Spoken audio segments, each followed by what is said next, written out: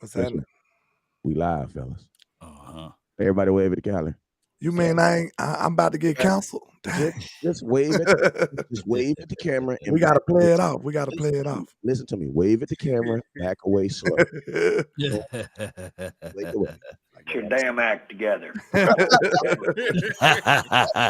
Yo, Jerry. Hey, he gonna put us in that docu-series. Come on, Jerry. Hey, you better listen to me. For $50 million, hey, Jerry, all I need to know is give me a shout out for Run the Damn Ball. Listen to me. For $50 million times 10, you geeking $5 million an episode, 10 episodes. I think my Run the Damn Ball, I think I'm at least worth.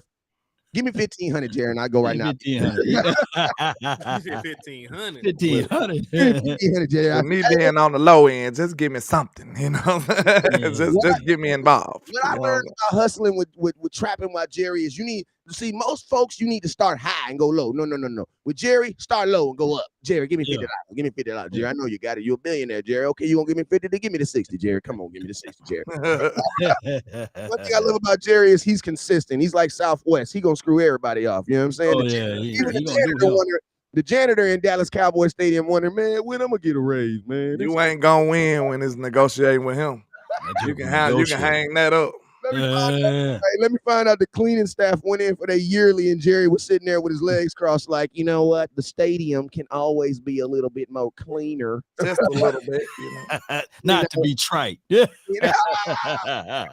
Not to be trite. To be trite. Hey, HTM, I'm going to tell you about this cleaner I had in El Paso. He was a cleaning some, which I'm just saying, not to be trite. Now, that guy up there in Philly, he's a cleaning. He's cleaning like it ain't cleaning before. You know what I'm saying? I think this conversation just went left. You know what I'm saying? Listen to me. We're going to start this conversation off, but listen to me. After today is going to be the win all, the all. This is the last Jalen Smith, freaking Jalen Hurts, Dak Prescott conversation we having. We're going to have this conversation. We're going to set the record straight, and then y'all just going to have to decide to believe it or not, man, because this is what I've learned in life, man. You can lead that horse to water, man. The horse be, I'm thirsty in the mud. Get his mouth over there, look at the water, and be like, they ain't got no straw. No, they ain't got no damn straw. You know what I'm saying? So listen to me. We about to present y'all the facts of what's really going on between Dak Prescott and Jalen Hurts. And then you know what, man? I'm going to let you decide. I'm going to let y'all pick if y'all feel it'd be better or not. Because after today, it's over with. And then the last thing we're going to do before we get up out here is we're going to tell y'all about this convention. It's not even really like a convention. It's really like a collaboration of 200 athletes all around the world. 200 athletes all over the world, right? Going to be coming to Dallas, y'all. Coming to Dallas this week. Called Sportscon. Everybody right now that you see in this panel is going to be in the building, man. You want to be Love Nation in the beard? You want to rub your hands through the beard? I don't know if you're going to be able to run. Wait, man.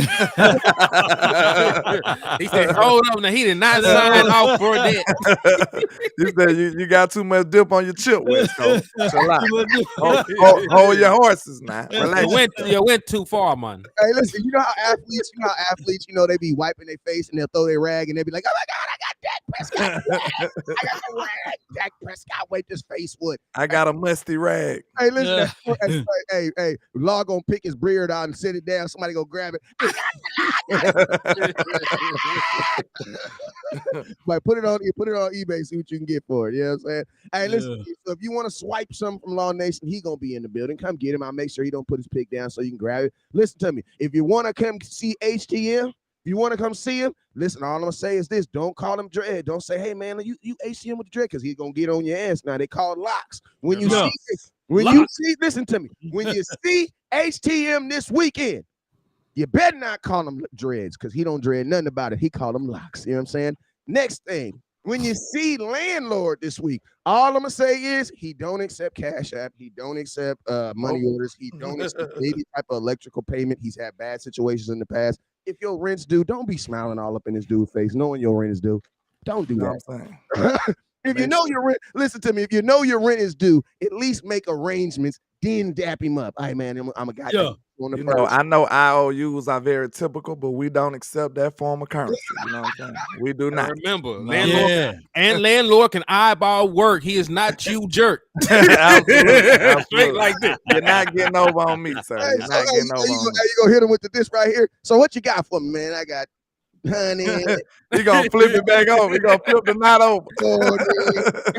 No doubt. He gonna hit the smoky, the big Playing with worm. my money, Smokey. Playing with my money is like playing with my emotions. My emotions. Listen to me, I'm gonna tell y'all this right now. When you see West Coast, you already know. Don't offer me no drink because I don't drink. You know what I'm saying? I don't mess with that Texas stuff too. Just dap me up and we gonna keep it pushing. And But he listen, do not succumb to influence either because I No. tried. exactly. Hey, I say no to the alcoholics. You know what I'm saying? I tried. But I'm gonna tell you, I just gave you guys the breakdown on what you supposed to do when you see all four of us. And I'm gonna tell y'all what we gonna do when we see you. We gonna show you some love. We be prepared to take some pictures. Like, don't be coming up to West Coast saying, "Oh my God, that's West Coast Cowboy," and not have your phone ready to take no goddamn picture.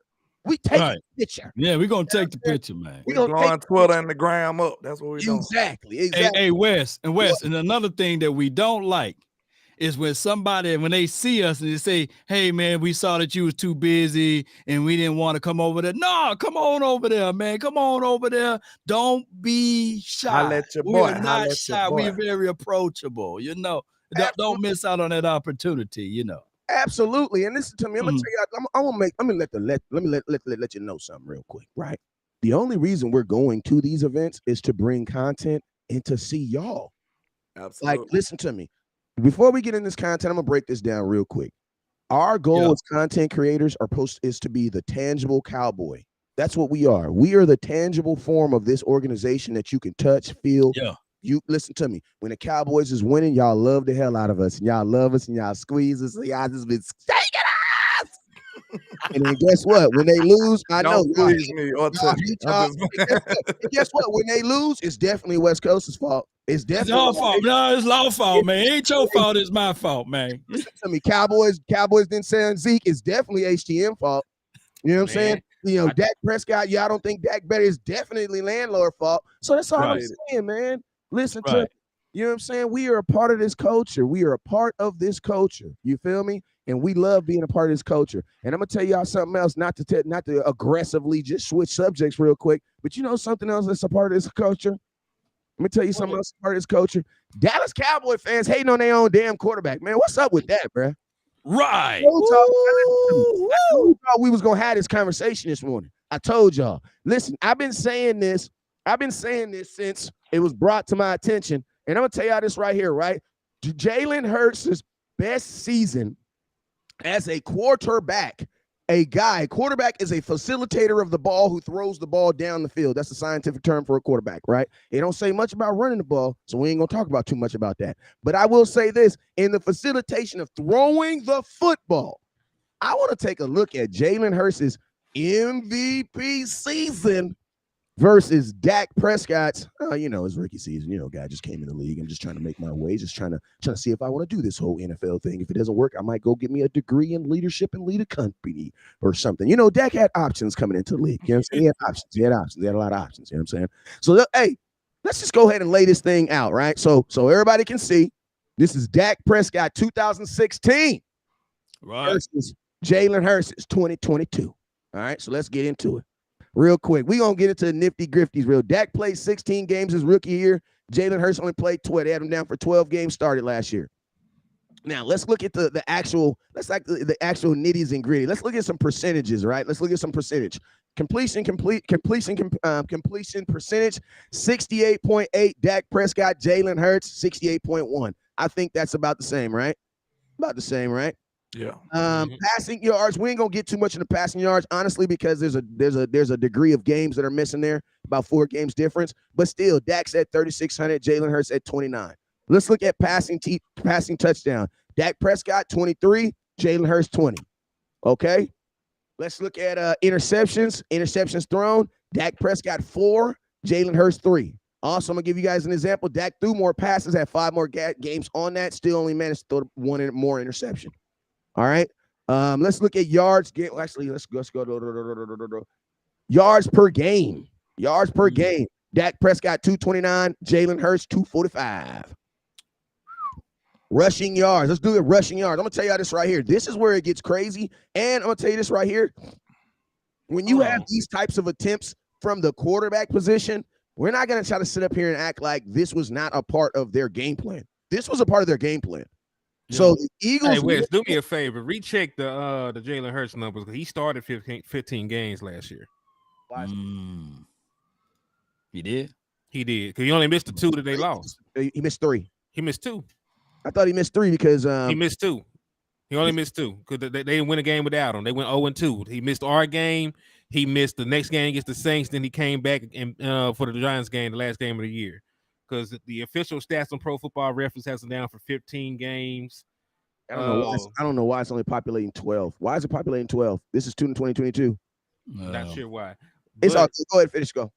Yeah, but his actual numbers for 2022, because I don't want anybody like they up here pushing false narratives. No, Dak Prescott's number's still better. Matter of fact, it's even better in this regard because he actually played 15 games. His completion percentage was only 66.5. So Dak Prescott actually had a better completion percentage in 2016 than he did for this season. He did pass for 3,701 yards. Dak Prescott still passed for more yardage, right? Because even though it said Dak Prescott played 16 games, we all know he only played 1 series in that final game against the Philadelphia Eagles in 2016. That was just a little warm-up game before the postseason. We already had the number 1 seed locked up. Right, Jalen Hurts did pass for 22 passing touchdowns, but last time I checked, 23, which Dak Prescott had, is more than 22.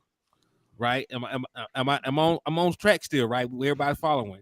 So even with them playing they're in their equal number of games, the passing percentages and everything else like that are very similar with Dak Prescott having the edge. Yep. Go ahead, finish. Yeah, so, and listen, I know people will point out, man, he had 15 rushing touchdowns. Listen, I understand that. And Dak Prescott had 6. So even if you wanted to factor all that in, this godly season, he only had 6 more touchdowns than Dak Prescott did as a rookie. That's not a lot. And then when you think about the fact a majority of those touchdowns were 1 yard, push him over the goal line, rugby style plays, like, are we really putting stock into that? If they had an Ezekiel Elliott, say if we didn't have an Ezekiel Elliott in 2016, Dak would probably have like 10, 11 rushing touchdowns too. He had 6 with Zeke. Yeah. So like and you got to, and they didn't really alter the rules. People keep saying they altered the rules as far as the new rules. It's not in the I just said the new rules, but the rules is concerning like quarterbacks getting pushed and stuff like that. They really didn't alter the rules. They just enhanced the rule that was already there because nobody actually paid attention to the rule. Hold on, Trey. Why I did my math right. Dak Prescott had 29 touchdowns his rookie year. Jalen Hurts had 35. That's 6. That's 6 touchdowns. You do your math correctly. You know what? And this is what I want to bring up. It's not that Jalen Hurts is trash. We're not saying that he's horrible. We're not saying that he sucks. I think that Jalen Hurts had a phenomenal year last year. That was a great year for him. Now, let's see if he can do it for the 2023 season. I've seen some people in the chat say, well, we got to go all the way back to 7 years to compare Jalen Hurts to Dak Prescott. No, because 2021 numbers blows Jalen Hurts numbers out of the water. So I think that what we are trying to say here or collectively bring out that what you guys are gloating about with Jalen Hurts, Dak did it his rookie year, right? So, and on top of that, Eagle fans got to know that even Jalen Hurts comp was Dak Prescott. So let's not think that Jalen Hurts is this guy that can walk on water. But also, I heard this statement before. Let me know if I'm wrong. In order to beat the man, you got to beat the man, right? So Jalen Hurts still got to beat Dak Prescott. Yeah. And Dak Prescott, when he's on the field, when Jalen Hurts is on the field, he averaged 35 points a game. Mm-hmm. There's no debate to that.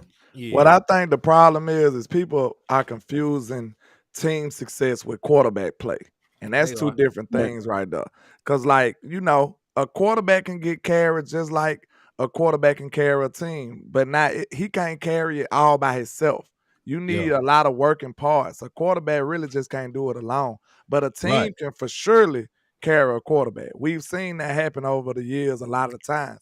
So I just seen somebody say that Dak best season was in 2016. That's absolutely false. There's no way you can even there's no way you can even debate that to be true, because Dak is clearly a way better quarterback than he was in his rookie year. Just because he didn't get the accolades or get to the top of football, to the Super Bowl, that don't mean that he hasn't grown as a player. I think that's just hilarious for you to say something like that. I mean, the man scored 38. He scored 38 touchdowns in 2021. 37 through the air, 1 rushing. And he was then, like top 5 in completion percentage and all the other stuff. So he had the same amount as the MVP that year.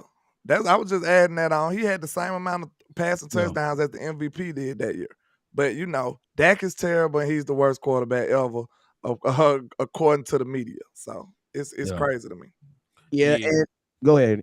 Nah, all I'm going to say is, he said, okay, I bet gotcha. He literally had 5. Fam, that's because y'all sorry. Y'all listen, the Dallas Cowboys, people keep throwing out he scored all these points against the Eagles backup team. The Dallas Cowboys were still playing for playoff seeding. Right? The Dallas Cowboys had to win that game. So, it's not like we're going to go in there and lay down. Of course, he went out there and beat the brakes off y'all team. That's the product that y'all put on the field. But the Dallas Cowboys want stat padding. We had to win that game in order to try and move up and get the 2nd seed. We had the opportunity to still get the 2nd seed in the NFC, and so we went out there and handled business. That is not, our problem is y'all could not put a competent team on the field. We beat every team they put on the field. And secondly, like it's crazy that people say stat padding and all this. Like Dak Prescott has a winning record as a starting quarterback, right? Right. So he has won damn near 3 times as many games as he's lost. You know what I'm saying? So it's hard to stat pad when you're winning. You know what I'm saying? So like this notion that he's stat padding to get these numbers is ludicrous. It just doesn't make any sense. It's crazy the way that they compare these quarterbacks and just say now Dak is the poster child of interceptions. That's just false. It's no validity in them statements. Like if you go over, we can talk about great quarterbacks in their first 7 years. I just did this on my show. Dak Prescott is the poster child of interceptions now. But in Drew Brees' first 7 seasons, he had 99 interceptions. Dak only got 65. In Ben Roethlisberger's first 7 years, he had 86 interceptions. Tom Brady had 86. So how is Dak Prescott just the biggest interception guy? And then he just had an uncharacteristic interception year last year. Just imagine if it was a normal Dak Prescott year. He wouldn't even have 65. He would have had about 55. I'm gonna tell you why. Because the Dallas Cowboys used Dak Prescott and hit the I'm gonna just say it. The Dallas Cowboys used Dak Prescott in the death of his mother, 2016, and the lack of him throwing interceptions as a narrative on why he was such a good quarterback. So then once they changed the way Dak Prescott's plays, that narrative changed as well. And the Dallas Cowboys never updated the fan base. Like, I'm just being real. Like, the Dallas Cowboys sold us on one way that Dak was going to play. And then when they changed offensive coordinators, they never came back and was like, hey, Dak is going to be more of a passing quarterback now. Why? Because Kellen Moore hates throwing the ball. I mean, he hates running the ball. The thing about it, though, you do got to factor this in. Dak was a quarterback like that. He broke the record. He broke the record for going the longest without throwing an interception. So he was that guy, though. Exactly. And to do that with these type of things in front of us. Jason Garrett, he can't find a job in the National Football League. Scott Linehan can't find a job in the National Football League. So Dak Prescott was able to do that with those type of coaching. It's just beyond me. And to think that even Kellen Moore, he pulled resources from Scott Linehan and Jason Garrett. Make this make sense. And we supposed to be able to be the juggernaut of a team. They had Jason Garrett down here in the USFL over here by me. They had him announcing in the USFL, man. I'm tell y'all this right now. Y'all know I got a soft spot for Jason Garrett, so leave Jason Garrett alone. I'm gonna tell y'all this right now. Y'all say whatever y'all want to, but Jason Garrett had to fight Jerry Jones for Dak Prescott. Because Jerry Jones, if you go look at that Dak Prescott docu center on Dak Prescott in that draft room, Jerry really didn't want to draft Dak. I'm just being real. Like, if you go look at that docu-series, when they show the pre-conversation, Jerry Jones straight up asked him, like, why do we need a quarterback in this and right now? And Jerry and it was Jason Garrett that was like, listen, even with Romo right now, I can see Dak playing. I can see him doing some things for this offense. Now, mind you, that same year, Romo got hurt and we never saw him again. You know what I'm saying? But Jason stood on the table for Dak. Like he really believed in Dak and his abilities. That's all I'm saying. Yeah. He can believe it in something, but that means that just because he believe it doesn't mean that he can elevate it, right? Correct. So I get what you said, that he was passionate to have Dak Prescott on this team and far as being a quarterback for this team. But still, the resume for Jason Garrett is still the resume for Jason. Yeah, but let me say something real quick. That wasn't Jason Garrett's job, though. You guys that wasn't Jason. Jason, listen to me. We always like to assume that a head coach's job in Dallas is the same head coach's job in Kansas City, or the same head coaching job in Baltimore, or the same job in LA. I'm gonna be honest with you. I don't think that was Jason Garrett's job, because think about that. Think about this. It hasn't been Mike McCarthy's job. Mike McCarthy is actually now going to be confused. That's actually going to be doing coaching things this year now that Kellen Moore's gone. So it's hard for me to believe that Jason Garrett was just in there being a coach with Scott Linehan there. Like, think about this. Jason Garrett was another guy that had to sit through a different coordinator. Like the Cowboys, we have actually done this situation where we empower. I'm gonna say this. Y'all know I say some crazy stuff, but listen to me. In the family complex, we all know man's supposed to go out and be the hunter gatherer. Woman stays in the house and does the opposite, right? Well, in our complex, we've been flipping that. You know what I'm saying? We've had the man be the man sitting at home, and then a woman go out and be the hunter gatherer. And that's what I'm saying in Dallas with the offensive coordinators, offense and head coaching. Like, we have actually empowered our offensive coordinator way. Think about this. We empowered our offensive coordinator so bad that when we messed up, we didn't even want to fire the head coach. You want to know why? Because we all knew it wasn't his fault. Yeah. I can see that, but look, I can see why you are like Jason Garrett, Wes, because I ain't gonna lie, Jason Garrett ran the damn ball. How you doing, guys? Jason Garrett ran the damn ball. I think what Jason Garrett downfall was, I didn't take him for like a great leader of men. I think that's what he failed at. Listen to me. I think we put way too much stock in being a leader in men. You're gonna tell me this? You need to be a leader, Wes. Yes, but I'm gonna tell you, people only say you're not a leader of men when you're not winning, bro. You're gonna tell me that Ben Roethlisberger is a leader of men? No, nobody ever said that Big Ben was a leader. But you never hear that about Big Ben, though. But Big Ben had a true coach to direct him, and I get what y'all are saying with Jason Garrett, but there's no real campaign for Jason Garrett here now. Let's just be real now. There's no campaign, but I just always want fans, because I think we blame the devil for a lot of stuff that we actually do. You know what I'm saying? Like, are you preaching on this fine morning? I wish I had my preach back. He talking though. But you know what though? I'm gonna tell you guys, the worst thing that can happen in Dallas is you fire the wrong guy. That's all I'm saying. And that's what I believe would happen with Jason Garrett. We should have fired Kellen Moore. You know what I'm saying? Kellen Moore and Scott Linden. Now, I'm going to say this. The only reason they didn't fire Kellen Moore, the year he got fired was his first day on the job. I know it was his first year, but that's why I said Scott Linden. Well, the fish rots from the head down. So what we're talking about basically as above, so below. And that is Jerry Jones. He the one empowers the coaching. And across any other organization and franchise, your general manager is supposed to handle most of these things of selecting their coaches or what have you.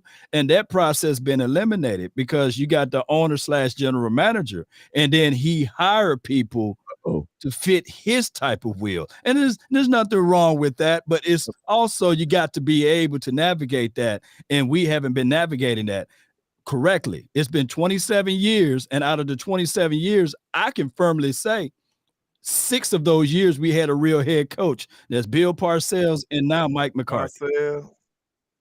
I was just about to say, because a lot of people Mike ain't been listen. Now look at him. No. Get him, landlord. Come on, man. You ain't gonna do Big Mike Soprano like that on my wife. No, you're not. You said we just agreed that Mike McCarthy's just now going to be the coach. He's just now going to be a real coach and do everything to the head coach. So that's why I say realistically. Bill Parcells. You right on that. But look, I feel like, bro, listen. You just went over and said that it's a different ball game in Dallas, bro. This is not your typical job. He had to get in and he had to whack Kellen Moore. That's what like he had that to was do. a hit. He had to listen, Wes. You got to give him mad props for getting Kellen out of here. I'm not giving him credit, but what listen to me. I think you guys are so trying to I'm not trying to prove nobody right or wrong. What I'm saying is what I'm going off of what you said, what Law just said, and what we just said about Coach. I can't give Mike McCarthy credit for anything until he actually does the job, fellas. He's gonna start doing. Well, are you talking about take over fully? Yes, That's what I'm saying. Like as of up to now, realistically, we've only had one real coach, and that was Bill Parcells. Like Law said, because remember, Bill Parcells straight up told him, like, bruh, how I'm gonna make the dinner if I ain't getting the groceries? Like, he was the only person that really complained. Everybody else just kind of did the same thing. You just kind of waited my time. Because think about this, Lord, what if the Cowboys wouldn't have waited? Like, what if they would have been like, nah, Kellen, Mike, this is you, and like, praise God that the Cowboys were smart enough to be able to see, okay, this is Kellen Moore and this is such and such. Because think about this, when we fired Jason Garrett, bro, you know that same week we fired 15 other coaches. Except for Kellen Moore. Except for Kellen Moore. Hey. See, look, we fired everybody, but we kept Doug Nussmeier and Kellen Moore. And pretty much we also fired the game running back coach, bro. That was so dumb, bro. Look, Wes, though, this the point, though. I kind of give Mike McCarthy, R.I.P. I kind of give Mike McCarthy a little credit for that. You want to know why? The only reason, because Mike McCarthy drew his line in the sand. Mike McCarthy made sure he let the Joneses know, like, look, this is my stance. I'm not fooling with what he doing. He said, I do not like option routes. That's the only way he separated himself. That's the only way. And shout out to Ty with the $2 because he said interceptions of garbage option routes is why he got the interception. But that's the same thing he just said. Mike McCarthy separated himself. Bro, Wes, I promise you, I'm gonna win. Mike McCarthy gonna win you over. Well, here's the truth. Go ahead, Wes. Listen. Go ahead. He operated, man. Mike been operating like a gangster, bro. He has. He been operating like a straight gangster. You want me to back you up on that, landlord? Here's what happened. This in 2021. Look, he could have got Dan Quinn out of here. He did that like a gangster. He said, nope, I don't want you to go. I'm going to keep you over here. I ain't saying what the ownership Here's what happened in 2021. Here's what happened in 2021. A lot of people and a lot of Cowboy fans were saying, we don't even need Mike McCarthy. He don't even need to be here all the way up until that Denver Broncos game. Because what Mike McCarthy did is he realized and said, okay, if they're going to crown this young kid, Kellen Moore, of being the boy wonder, the boy genius, then I'm going to let him cook. I'm going to let him be in the kitchen. But when the kitchen caught on fire, Big Mike McCarthy did just like this.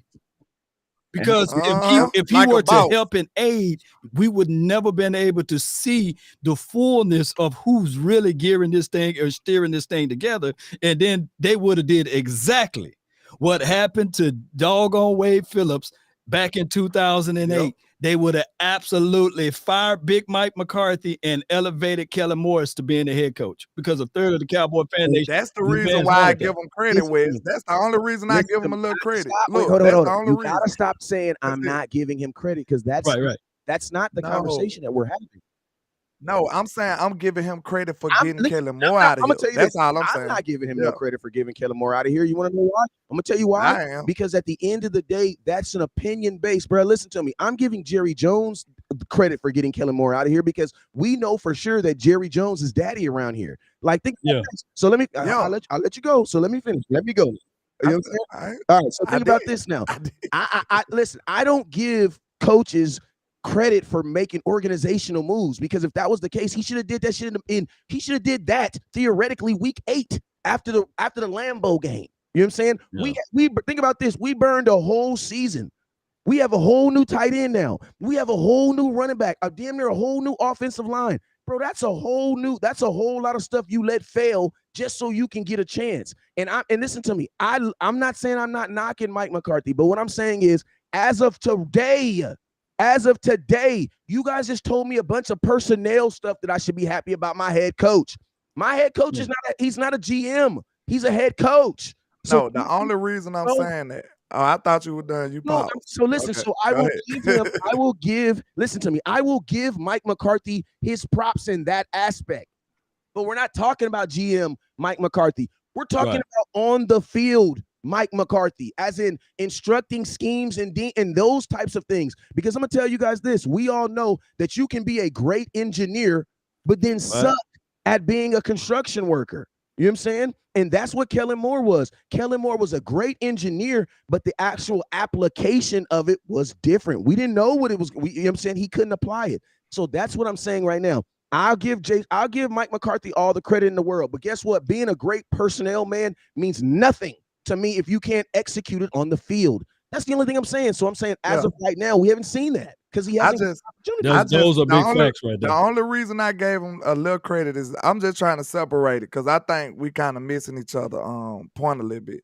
I'm just saying that I think Mike McCarthy deserves a little more credit because he basically separated himself. Because I think the Joneses would have got rid of him too. That's what I'm saying. They would have did the wrong thing. I think they would have just been like, okay, Mike, you got to go. And Kellen is the son.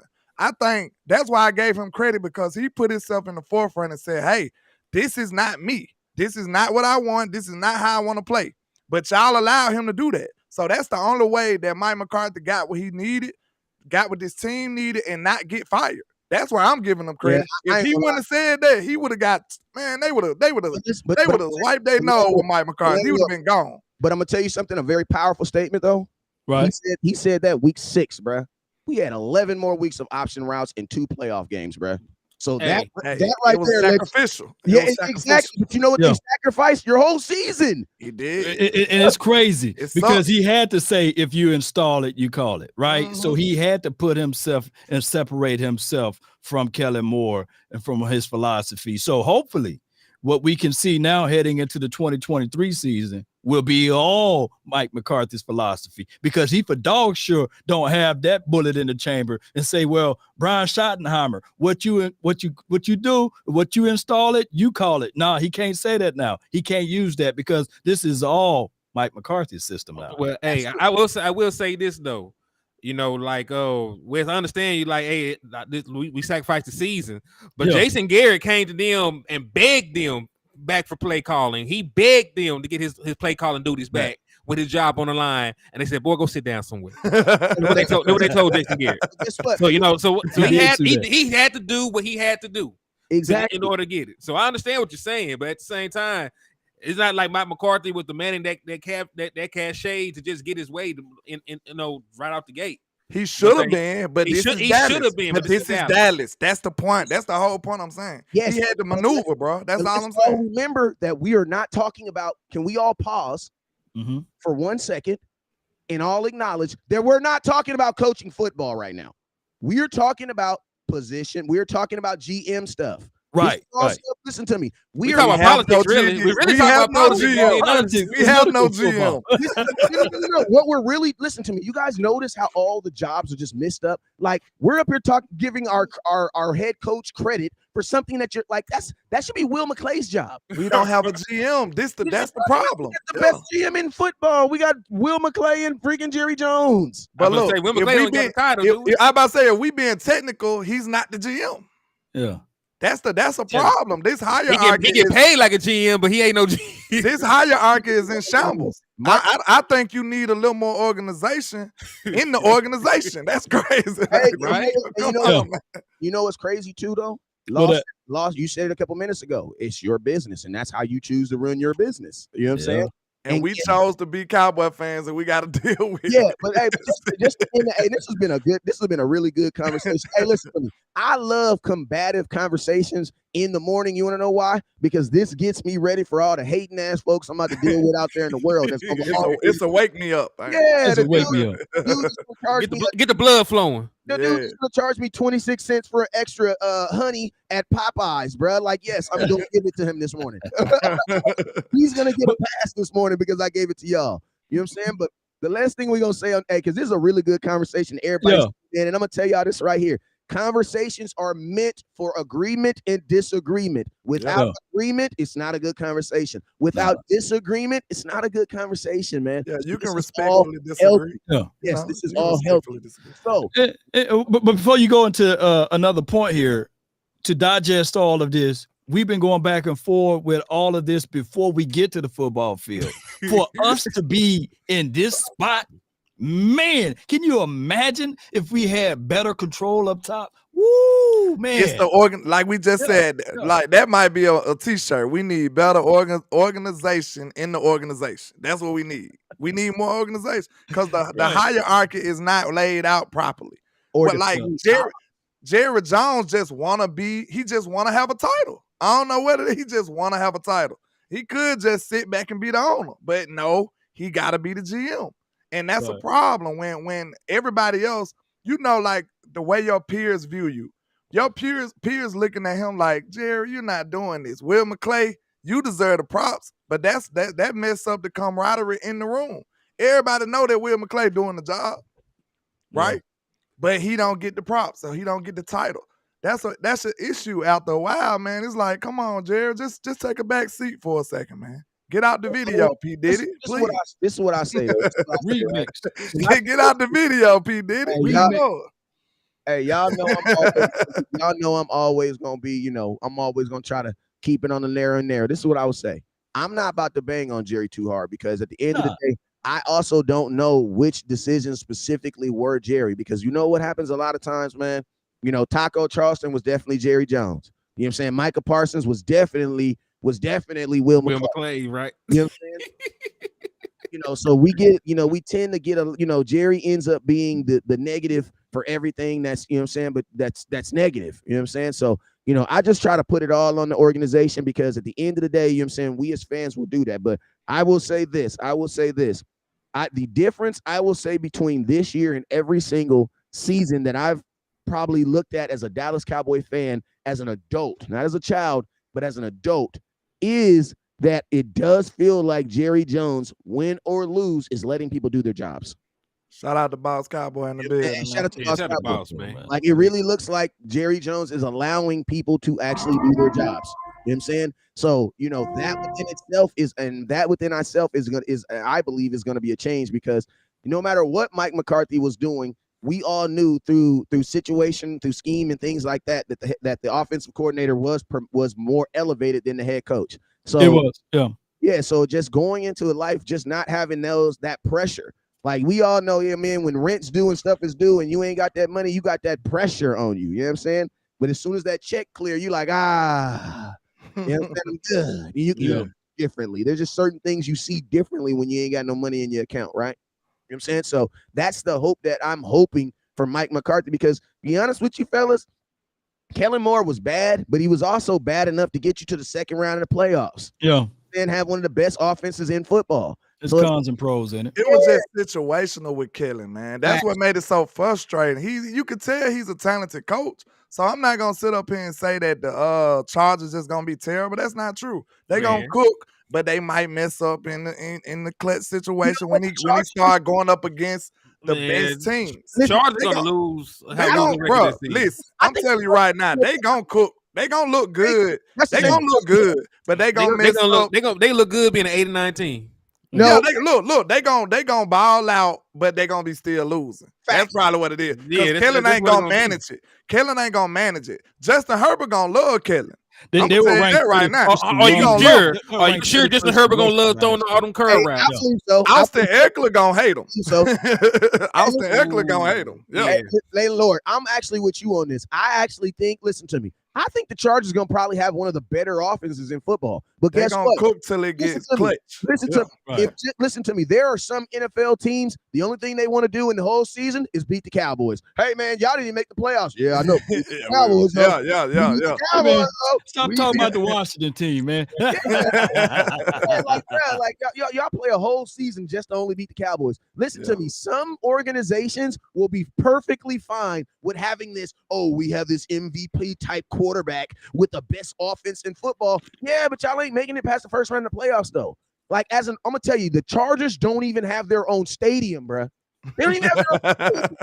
So listen, they like the third team in their state, ain't it? They just terrible. Fellas, I'm gonna tell y'all this. Maybe. Listen to me. I'm saying this right now. The Chargers, all they really have to do is exciting on the field, so people will go to the games. That's it.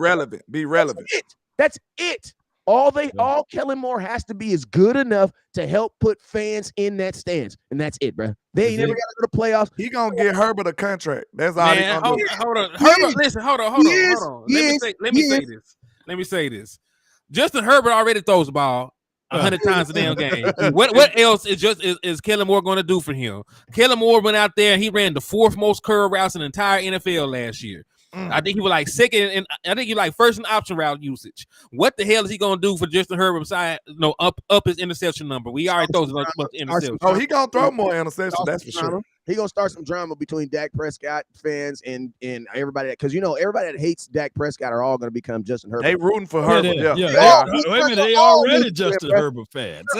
Listen to me. Every Dak Prescott hater right now has a Justin Herbert jersey on under his Dak Prescott jersey right now. Because look, it was a problem when we went at the number 1 offense. I know that sounds strange. It sounds peculiar, but at the same time, we needed something more. Like he didn't know how to manage the game. He just trying to run up the score. Like you could tell from when Mike McCarthy was talking about this. He like, look, man, run the damn ball. That come out of frustration. He like that. Like you wouldn't say it like that if you weren't frustrated. Like, bro, run the ball. When we up 14 points on Green Bay, run the fucking ball, man. That's all he's saying. Right. Just run the ball. You up 14 points on the Jaguars. Run the ball. That's 17. Look, that's 2 games that we was up multiple scores that if we would have been playing complimentary football, we would have easily won those games. But Kellen Moore want to run up the score. That's exactly the characteristics of somebody that's trying to get a better job. That's somebody who's trying to boost up their resume to become a head coach. And I said this the other day.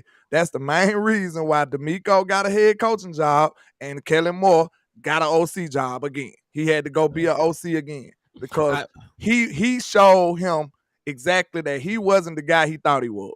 That's what it looked like to me. I mean, how can you go out there and get a job at these interviews? How do you explain some of the play calling you did? So right here, when you ran this double reverse after you got the first down, so what was the thought process behind putting Ezekiel Elliott at center? What was the nuance to that? How the hell are you gonna answer that with a straight face? Why would you go why would you go empty at 2nd and 2 in the goal line? Why would you do that? With an option route. It's one of those things that for the 49ers to beat us 2 times in a row in the playoff, to see their coordinators get head coaching jobs afterwards, and for Kellen Moore to interview for those same jobs, not to get it, and people can't see the correlations there. It's crazy to me. Yeah, I mean, I also think that Kellen Moore, like, think about this, right? Kellen Moore got the job the same way everybody else in Dallas, the same way Connor McGovern got his guard position, because the next guy got fired or released. You know what I'm saying? Or got a contract. How did Connor McGovern become our starting guard? Because Connor Williams got a job in Miami. If Connor Williams stays in Dallas Cowboys, Connor McGovern never becomes a starting guard. So think about this. Like, the same thing with Kellen Moore. Like, Kellen Moore, like the rest of the world was not saying that Kellen Moore was a genius. The Cowboys were saying that he was a genius. They were the ones saying that our backup quarterback is a genius. Like, that doesn't make sense. And just like there's some of the stuff that Cowboys do that we should have just never sat right, that the guy who couldn't beat him on the field was actually smarter than him in the classroom. It is.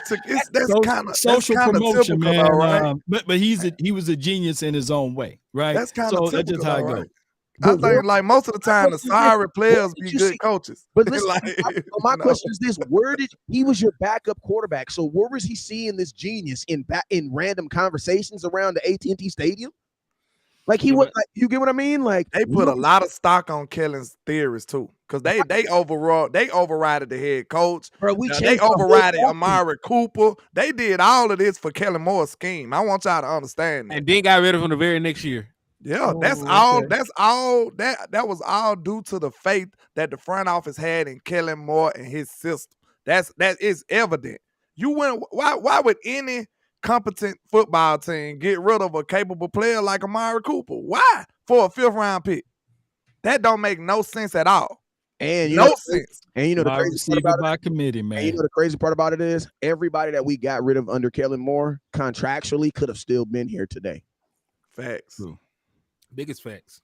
Because Amari Cooper took a pay cut. They talk about $20 million. That man played for like $5 million.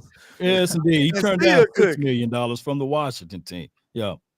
So I mean, so it's like that's why I say it's like Dallas Cowboys. It hasn't, it's crazy because this is a horrible thing to say, but at the same time, it's kind of a good thing to say. Like the horrible thing to say is this: the Dallas Cowboys have been held back on the football field because of non-football field decisions. That's a horrible thing to say. But I'm gonna tell you, it does hurt. But I'm gonna tell you another thing that also makes you feel good is this. Guess what, guys? Some of the failure that we've had has been because of non-football decisions. So guess what? So it's kind of like a conundrum. Yeah, it's like, that's oxymoron. Yeah. And at the other end, you're like, oh, okay, I can see how that can be a good thing. Why? Because if we just fix that, then all this other stuff should be fixed. It's gonna be good. Yeah. I think we close to it though, Wes. I do. I really do. I think Kellen Moore getting out of the building was huge for us. I'm not acting like he is the only reason we was losing. I'm not doing that because, like we said, we lost key games though. We did see big time errors in Kellen Moore's philosophy. Cause look, one of them games we was watching, you remember we was like, bro, Kellen ain't running the ball. Then next thing you know, I could tell Mike McCarthy gave that boy a tongue lashing or something. He got at him. Like 9 straight runs. Look, after halftime, this boy came back and ran the ball 9 times in a row. We was like, he just gonna straight run. And you could tell Kellen wasn't being creative either. He wasn't being creative. Right. So when you do quota stuff, it's not with a plan or a purpose. So we seen that out of Kellen Moore. Look, the Cowboys was top 7 in rushing last year or top 6 in the National Football League in rushing, but it was just by chance. We ran out of shotgun. We ran obvious plays, like my guy said, 9 straight times without concepts, without strategy or scheme. So hopefully, man, Solari and whoever's the new running back coach now, we gonna cook. Yeah. I mean, and I'm gonna tell y'all this right here. Like, I know I'm Mr. Run the Damn Ball. I get it. Right. I'm Mr. Run the Damn Ball. But you know what? I'm also run the damn ball when it makes freaking sense, bro. Like when it makes sense. Yeah. Like make it when it makes sense, bro. Like, run it with some purpose. I don't care about running the ball, but I'm gonna tell you something else. Like getting on the 2-yard line and just saying, Tony Pollard, line up. We're going straight. That might not work, bro.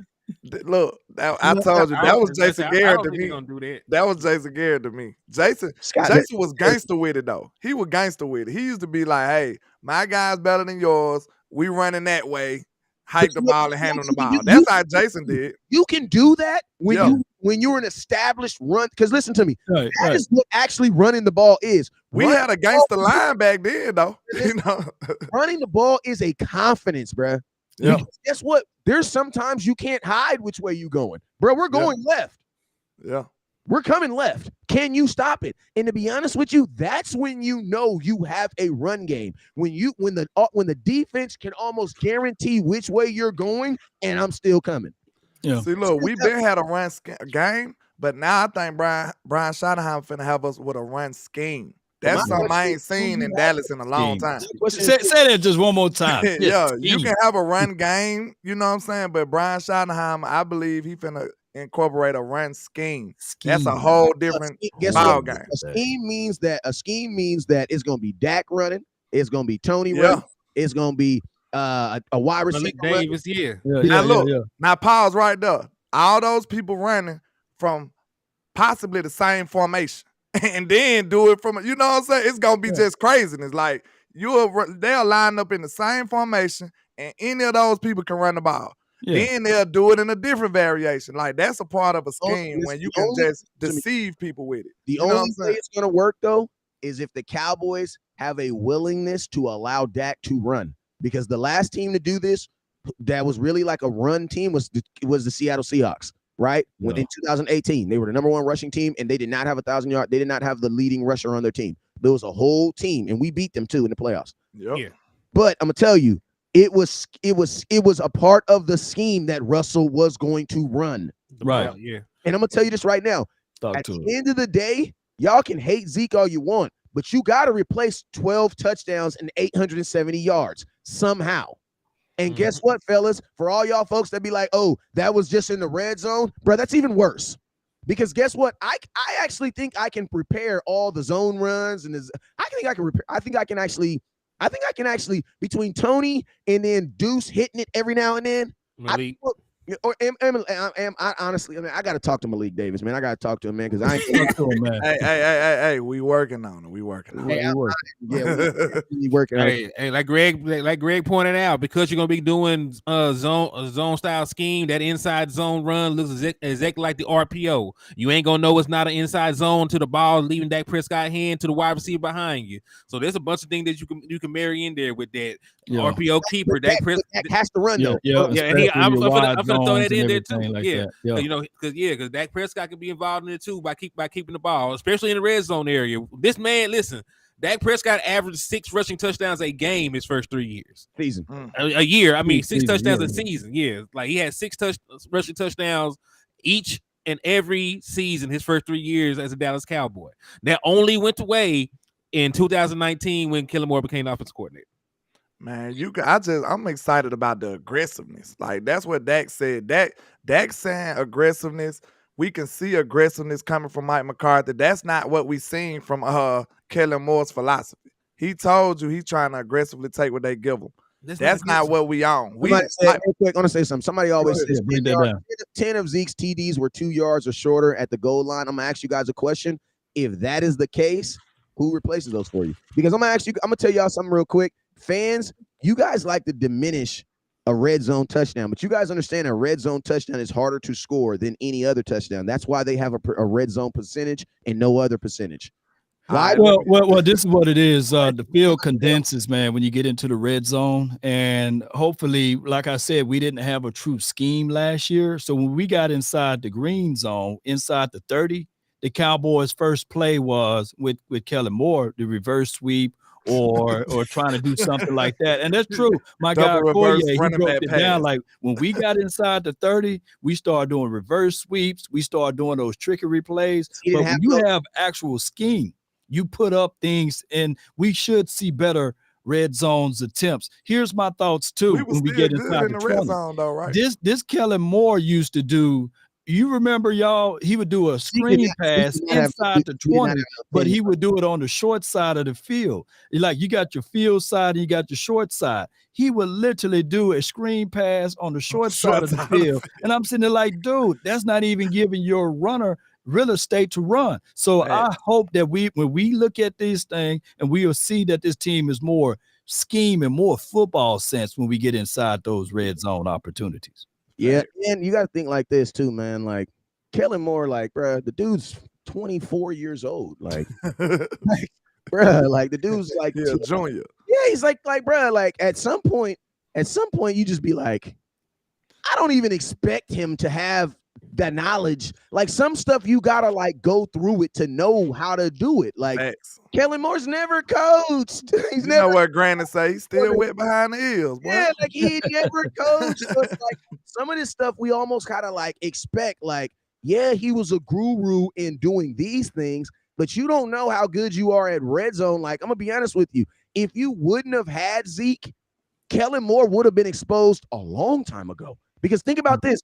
How many times did we get in the red zone? Think about the 2 people that really saved Kellen Moore from losing his job. The kicker, right? Ezekiel Elliott. You know how many times drives and Dak. And I was gonna say Dak. Let me say this though. Just from a football, and I know all of y'all play football. When you were inside the 20, the most favorable ball you can do, fade ball. Yep, I mean, that's a high percentage ball pass because either the sideline gonna catch it or your actual receiver. So I think that we should get back to that. And on top of that, you shouldn't even try to attempt to throw in the middle of the field because, like I said, everything condenses. So when you have second and short or even third and short, run the ball. If not, if you're in a favorable situation, fade ball it.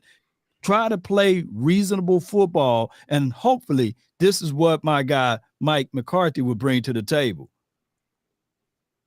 Yeah. And listen here, man. 2023. One thing I know about 2023 is this. Cowboys, this is going to be one of those situations where this is going to be the most team ball led team on offense that we've seen.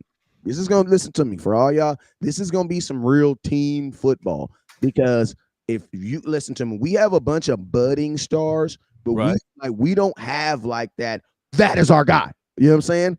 From the fan standpoint. Now, I'm gonna be honest with you. I would say Dak is clearly that guy on our offense. You know what I'm saying? But a lot of fans will not say that. You know what I'm saying? Won't even agree on that. But I will say this year right here, man, this is going to be that season where you're going to see coaches coaching. Like Mike, you gonna listen to me. You gonna know 2023. You gonna know if Mike McCarthy a good coach, because he gonna be coaching. Because there's not gonna be any specific player or thing that we can just say, hey, we can just do this until everything gets better. You know what I'm saying? And that's why I've even said at the beginning, for the first week or for the first month or so, it's gonna have to be a really Dak-led centric offense. You know what I'm saying? It's gonna be a really Dak-led thing, because he is the most for sure thing you have on offense right now. Everything else is up for question.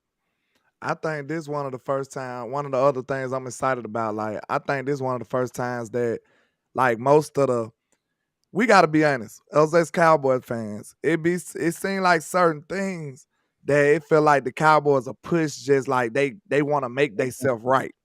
I don't see many things like that left on the team. I think Kellen Moore was the last person. You know what I'm saying? Like, they refused to say that they was wrong on him being the guy, and they just shoved him like in our face for 10 years until it was just, they couldn't bear it no more.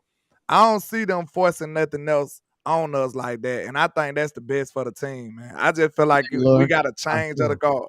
What you think? How old is you, landlord? I'm 36. Okay, landlord. 36. Not 36. The average black man lives to, they say, 85 if you don't keep your cholesterol down, bro. I'm gonna just tell you this right now. With Jerry Jones, he a billionaire. He can freeze himself. He probably got about 50 more years to live. Unfortunately, fam, I don't know, because guess what? Listen to me. What are you going for? Us? Like, name it. That's what I'm saying. I'm about to tell you right now. I'm about to break it down, man. Break it down. Open up a Pandora's box right now. Please. I'm about to open Pandora's box. So I'm gonna do it. Leave it closed. We nefarious over here. Open the box. Yeah, but I know Henny got 10 more minutes before you got to go back to work. But I'm gonna tell y'all this right here. Listen, within the next 2 years, you might actually have a new quarterback. So, and that's just contractually speaking, because the Cowboys still to this day have not acknowledged Dak getting an extension. They have not acknowledged that there is $59 million left on a contract next year. And for a single year. That'll be a huge mistake. 1 year. And I'm going to ask you guys this right now. On this panel, we have 4 gentlemen. Everybody on here owns their home. Who here is willing to put, not even your whole mortgage, who here is willing to put half their mortgage down that Jerry is not paying anybody? I don't give a damn who you are. 1 year for $59 million. He's not. Jerry don't want to play Roger Goodell $42 million for 1 year. Right. He almost sued Goodell over that. But look, I just said this on my show, bro. I am not that bullish on the way we judge quarterbacks, bro. The Cowboys got a terrible history at like scouting quarterbacks. Exactly. No, So I don't want nothing to do with that. They need to quit playing with Dak Prescott. They need to quit playing with Dak. Get that man his money. Cause look, I just tried to think of. I'm like, okay, we got Cooper Rush. I guess you could say Cooper Rush. Then we got Mike White. Mike White had a couple of. I'm talking about the quarterbacks that the Cowboys scouted. Benjamin DiNucci. Go ahead, break down Benjamin DiNucci. Johnny Manziel was terrible. He didn't even make it in the league too long. I thought he was good, but I'm talking about in the NFL. I know he's gonna be a sports car. He's gonna be. Hey Johnny, I love you. He cooked Alabama though. I give him that. He cooked my team. He cooked Alabama though. He did. He cooked Alabama. Johnny dude though. Johnny cool as hell though. But I'm just saying, we scouted him. That wouldn't have worked out if he would have been a Cowboy. Maybe. Well. No, it wouldn't. It didn't work out. It didn't work out in the NFL for him. Okay, Paxton Lynch. They was finna give up draft capital to go get Paxton Lynch. They told y'all that. They said we wanted to go up and get Paxton Lynch. That would have been a terrible decision.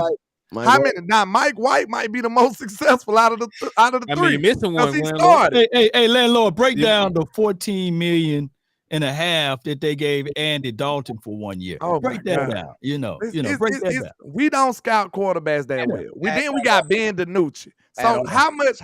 I said this on my show, and we can do this exercise with the panel.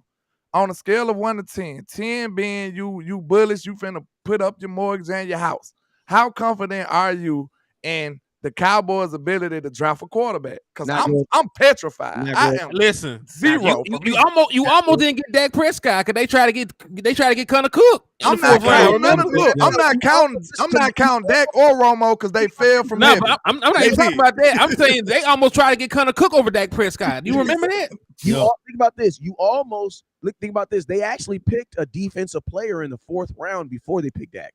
Yeah, Charles Tapper. Charles Tapper. They picked Charles Tapper first. They had Dak last on the quarterback. They had Jamel Showers or somebody, right? That was over there. Jamel Showers, And then Jamel Showers had to turn to a safety. He had to hit the shower. Look how bad we were. Now, this the same Dak Prescott that started his rookie year and balled out and swept the whole league. They had this dude like 3rd or 4th. So I'm very skeptical on the way that the Cowboys evaluate quarterback play. So you think they're gonna let Dak play this year? Do you think they betting against him one more time? I don't know what they're doing with Dak. Can we stop? Can we all agree that whatever the Cowboys do with Dak systematically, it's wrong? At this point, it's wrong because it should have been done 2 years ago. Why would you restructure when you need to extend? And I'm gonna tell you guys, so many fans did not understand when the Cowboys did that. So many fans, listen to me. I honestly think that when Cowboys announced that they restructured Dak, some of you guys honestly thought he got extended. He didn't. He didn't. Yeah, he got restructured. Yeah, they restructured the same money. Meanings what? That it just helps you this year, but he's on the same contract. Listen to me. There are 2 contracts that people are not taking in consideration next year that have to be done. Dak Prescott's and Watson. Trayvon Diggs too. No. I'm just saying quarterback. Oh, okay, quarterback. Okay. And I'm gonna tell you guys another. Thank you, my boy. Hey, they snapping in the comment box, man. I love when the comment box is like feeding us information. Yeah, it's like we about to fight and y'all just instigating. Like, yeah. Say this, Wes. Get him, Wes. Get him, landlord. Don't talk about your mama like that. Hey, listen to me. Somebody just told me on Law Nation's screen that, and West Coast tell him that Law, and tell him he can't be traded, and you can't trade him. Yeah. Like we don't know that. We don't know that. Yeah, but keep going. You can't even trade him. And somebody just said on landlord page that you can't franchise tag him. So you mean to tell me that Dak has all the leverage? All the leverage. I think you know what gave him that leverage though? That damn no trade clause was clutch for him. Yeah, it was. That no trade clause, because right now they could have put him on the trading blocks after he had a horrible year or what have you. Trade him away, maybe get 3rd round draft pick or 4th, something like that. No, don't do my quarterback like that, Law. And elevated Cooper Rush. Elevated Cooper Rush. Huh? You said, you need to go back, Law. It's too many people watching this show for you to do Dak like that. No. Well, possible second or 3rd? No, he was talking about, you said the horrible year part. Yeah, the horrible year, 2022. I mean, I'm talking about the draft capital too. Like, come on. Your 1st round pick for Dak. Come on, Law. Not after 2022 season. You can't get a 1st round draft pick after Dak Prescott. Not after 2022. I think 2021 you can get a 1st round draft pick. I'm objectively speaking. I'm just saying. I'm not saying that Dak Prescott is worth a 3rd or 4th, but what I'm saying is that would have been the play. That would have been the play. Scratch your eyes out, man. You better take that back right. I can't because they got a 5th round draft pick for Amari Cooper. I see you at Sportscon. You better take it back right now. I'm not taking that back. I'm just saying. Amari Cooper last season with us in 2021 wasn't as horrid as Dak Prescott last season for 2022, and they got a 5th round draft pick for him.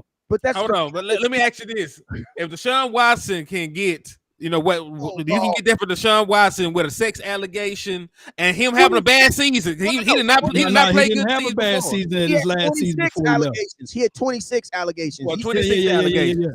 Okay, look, I think I can find a middle ground with this. Okay. A 1st round. If you trading Dak, right, this being Dallas, I believe, even though he might deserve a 1st round or something like that, us being so terrible at negotiation. Quarterback with 60 wins, bro. Listen, Wes. You gotta understand somebody gonna have to take on that contract too. Look, the Cowboys get taken. Look, listen. The Cowboys get taken to the woodshed in negotiation. That's that's my standpoint. We might deserve 2-3 first-round picks, but look at how we got swindled with Amari Cooper. We could have at least got a second or something for Coop. I'm just saying, even though we might deserve a couple first-round picks, if we doing negotiation, we might get swindled. That's all I'm saying. If you were to trade, listen to me. If you trade your quarterback, your franchise quarterback, you have to trade him for capital to replace him. At least a first. Trade Dak Prescott for a third round. Listen to me. That means because think about this. Dak is so good that he's never going to have you in the lottery. Bro, you'll never get in the top 10 with Dak. And this is what we were saying. We were saying objectively, speculative speaking. Of course, Dak Prescott got a no trade clause on his contract, so he's untradeable. What I'm saying is collectively, the Cowboys don't win on trades. This was the first year ever the Cowboys won on a trade with Brandon Cooks. You can't find me a trade process that they won on. So, that's why I said we do get taken to the woodshed. From that perspective, I'm going to say I understand. That's what I just said. I just said see what I'm saying. Come on, man. We get taken to the woodshed in negotiation. You taking the woodshed every time. Look, this is what I'm saying. All I ask is when you lay your head on that pillow at night. I gave all I got. That's all I'm saying. This is what I say. All those trades were guys we were trading because we wanted them off the team. Like, I'm going to tell you this right here. When you did what you did to Amari Cooper, you did not value him as a human being, bro. You wanted him as a team. Speak on it. Now, this is the mindset that I'm going to say. If you're – because, like, bro, like, what the hell would you be mad at Dak for? Like, this is the thing that irritates me, man. And I don't want to keep going overboard, but, bro, like, why would you be mad at Dak for? What has he done? Like, what has he done, bro? Balled out for you. Ball out. Like, everything that you say, like, bro, there has been so many times that the Cowboys organization has taken, like, they've done stuff to Dak that Romo wouldn't have stood for. Bro. Some of this stuff is came from the front office, though. Because I was thinking about this. Y'all let me know which sides y'all think this fall on. Jerry Jones said this, and a lot of people thought, I think most people think he's talking about the money, yearly money, but I'm thinking that Jerry probably was talking about the terms of the contract. That's why he felt like he got beat with the no trade and the no franchise tag, all that stuff.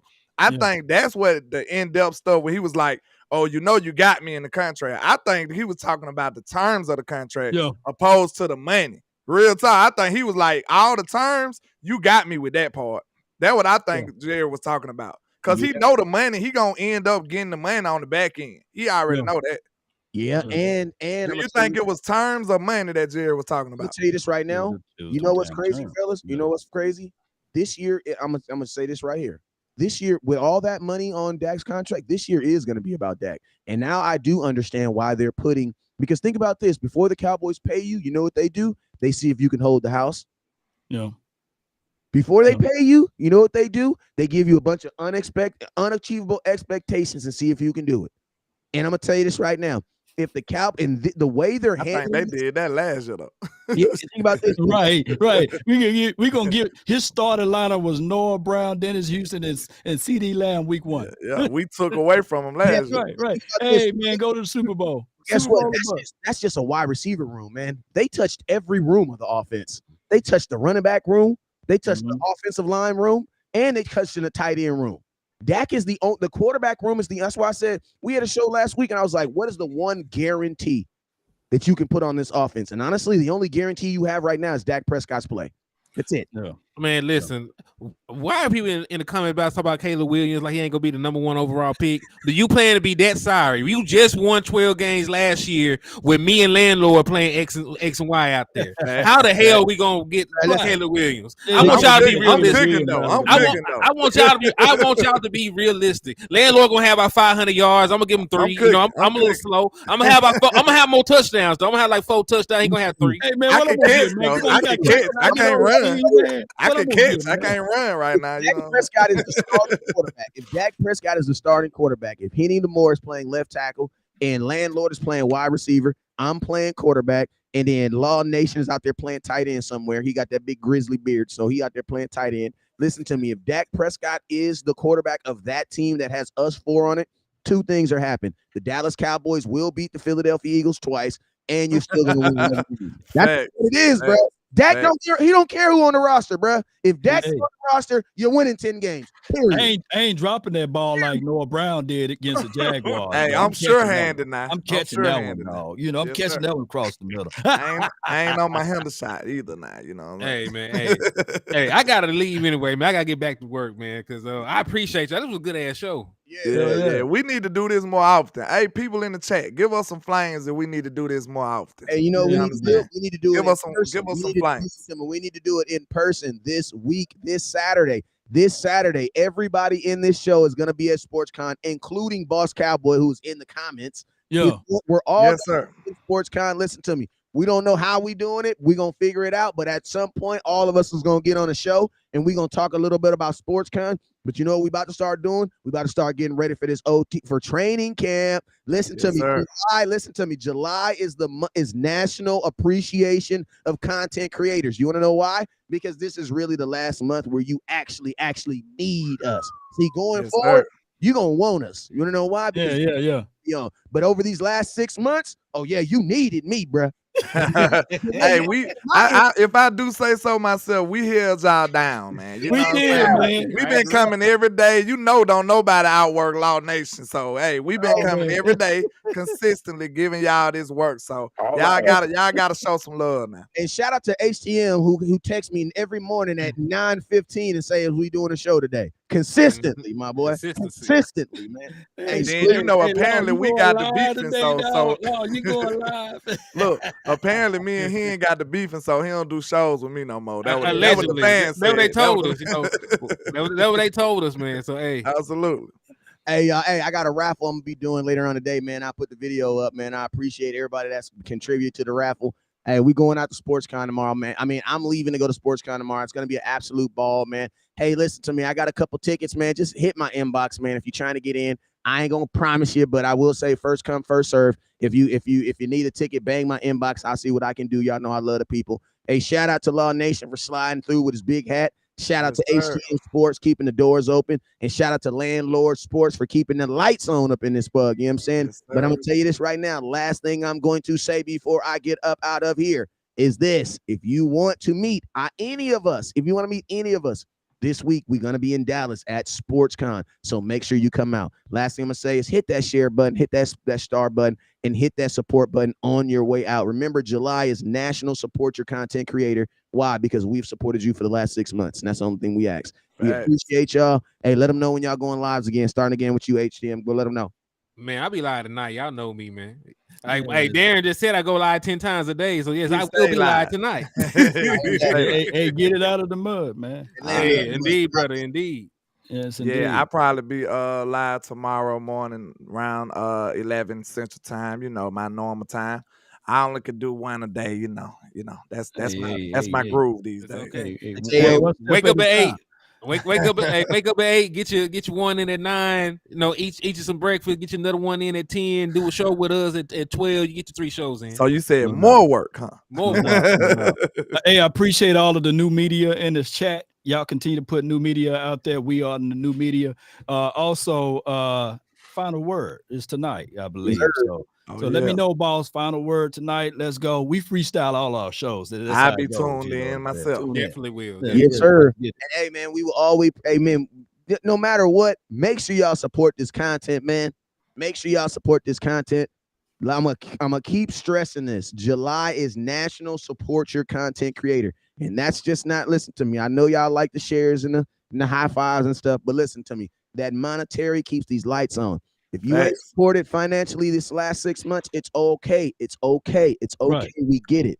But now you have an opportunity. Before the month of July is over, I need you guys to make sure you reciprocate the love and appreciation you guys have for your favorite content creator by hitting those cash apps and showing them financially that you guys rock with them. Because I'm going to tell you this right now, man, there's a lot of stuff that we pay for and we do things that we never put on you guys. Why? Because a part of us, we just love doing this. But that's I just got them numbers for the Cali trip, and I'm like, ugh.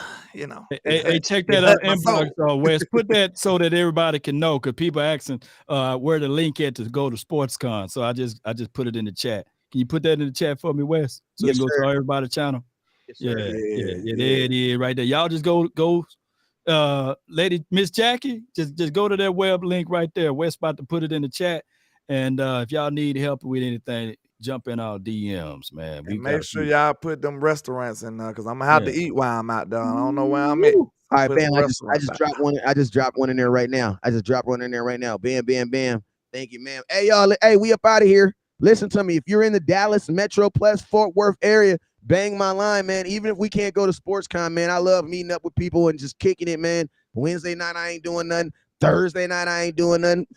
Friday night, we got a VIP party, but after that, we ain't doing nothing, man. So, hey, if you want to hang out, you want to be, if you're not weird, don't be weird now. But if you ain't weird, if you're a normal human being, you know what I'm saying, you want to hang out, I'm all with it. You feel me? Come, let's do it. You guys already know what it is. Never look down, because